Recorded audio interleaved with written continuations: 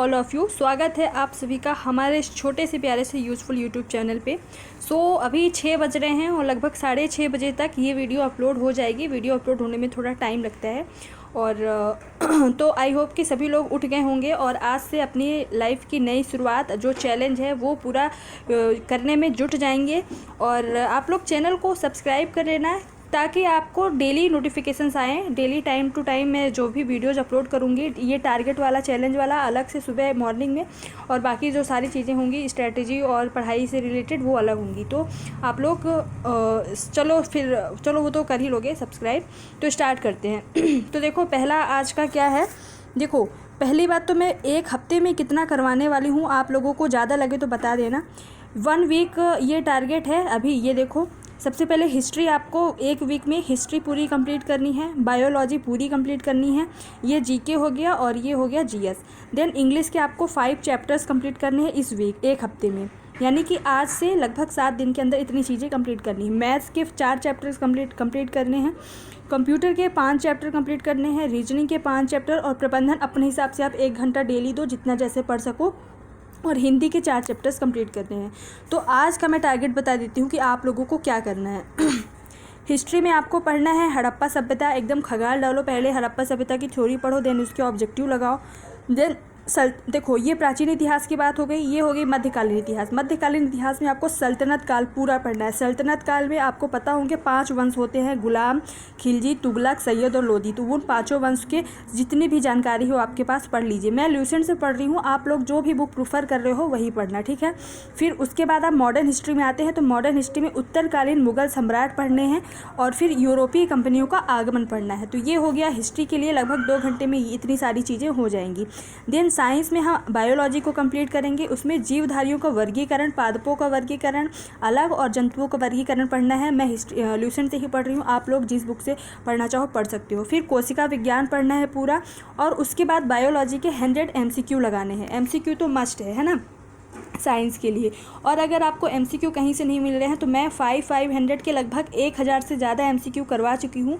Biology के, science के 2 video जा चुकी हैं, अगर आपको देखना होगा तो वो देख लेना, बहुत ही कम टाइम में करवाया गया है। फिर आते हैं इंग्लिश पे। इंग्लिश पे आपको बहुत ही सबसे ज़्यादा मोस्ट इम्पॉर्टेंट जो टॉपिक है इंग्लिश में वो है प्रीपोजिशन। तो प्रीपोजिशन आपको एकदम अच्छे से पढ़ लेना है, उसके कॉन्सेप्ट और कौन कौन से प्रीपोजिशंस कहाँ लगते हैं, रूल्स वगैरह सब पढ़ना है। प्रीपोजिशन आज एकदम आपको मतलब कि आज निपटा देना है प्रीपोजिशन को। और प्रीवियस ईयर क्वेश्चन के 25 क्वेश्चन इंग्लिश के करने हैं, ये मैं टारगेट दे रही हूँ, आपको कंप्लीट करना है। देन मैथ्स में चलते हो तो मैथ्स में परसेंटेज चैप्टर निपटा दो सबसे पहले, क्योंकि जो परसेंटेज है ना, ऐसे बहुत सारे चैप्टर्स में परसेंटेज का यूज होता है। तो परसेंटेज निपटाओ और साथ में प्रीवियस ईयर के क्वेश्चन 15 आपको करने हैं। ये बहुत ही साइंटिफिक और सब कुछ सोच समझ के 8 के 8 सब्जेक्ट में लाई हूँ, तो आपको ये कंप्लीट करना है चैलेंज। देन है कंप्यूटर का आप पहला, मैं परीक्षा मंथन से कर रही हूँ, उसका जो पहला चैप्टर उसमें सामान्य परिचय, कंप्यूटर की विशेषताएं और कंप्यूटर का थोड़ा बहुत मतलब जो भी जानकारी है, तो सामान्य परिचय पढ़ना है। और फिर उसके बाद नेक्स्ट चैप्टर पढ़ना है आज ही, कंप्यूटर की पीढ़ियाँ, उद्भव एवं विकास, कैसे कैसे उद्भव हुआ कंप्यूटर के, कैसे कैसे विकास हुआ, है ना। फिर उसके बाद रीजनिंग में आपको एनोलॉजी, या इसी को हिंदी में क्या बोलते हैं, सादृश्यता है ना, सादृश्यता, तो ये पढ़ना है। रीजनिंग में आपको एनोलॉजी का चैप्टर पढ़ना है। देन आपको प्रबंधन में क्या पढ़ना है, 1 घंटा आप डेली दो, 1 घंटा आप थ्योरी के लिए दे सकते हो, ठीक है। और 50 MCQ डेली करने हैं। 50 MCQ मतलब कम से कम की बात कर रही हूँ मैं, 50 MCQ आपको प्रबंधन के डेली देना और 1 घंटे आपको थ्योरी में लगाने हैं, ठीक है। तो MCQ भी मैं प्रबंधन के ला रही हूँ, अभी 1-2 दिन में गैप हो गया है, लेकिन 375 MCQ लगभग आ चुके हैं मेरे वीडियोज़ में, मेरे चैनल में, तो आप उनको भी देख सकते हो, बहुत ही अच्छे हैं।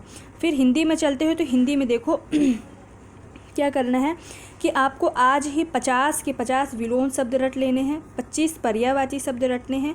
और फिर फर्स्ट चैप्टर है, जैसे ल्यूसेंट में फर्स्ट चैप्टर है, मैं ल्यूसेंट की हिंदी पढ़ती हूँ, तो उसमें फर्स्ट चैप्टर है हिंदी भाषा का विकास, तो आपको वो पढ़ना है, हिंदी भाषा का विकास पढ़ना है आज।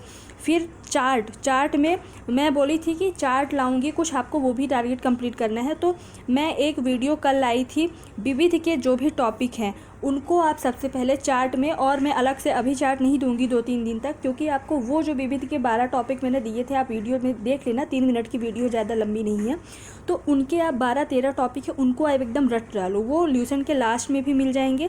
और अगर कमेंट आए, बहुत सारे अगर कमेंट आ गए कि मैम आप ही करा दो, तो दीदी आप ही करा दो, तो मैं भी करा सकती हूँ। और इस चार्ट को कब करना है, आपको सोते टाइम करना है। मतलब एक होता है ना कि सोते टाइम आप अच्छी सी कैप्सूल खा लो नींद की, तो बहुत अच्छी नींद आएगी। तो इसी तरीके से आपको चार्ट डेली सोते टाइम पढ़ने हैं।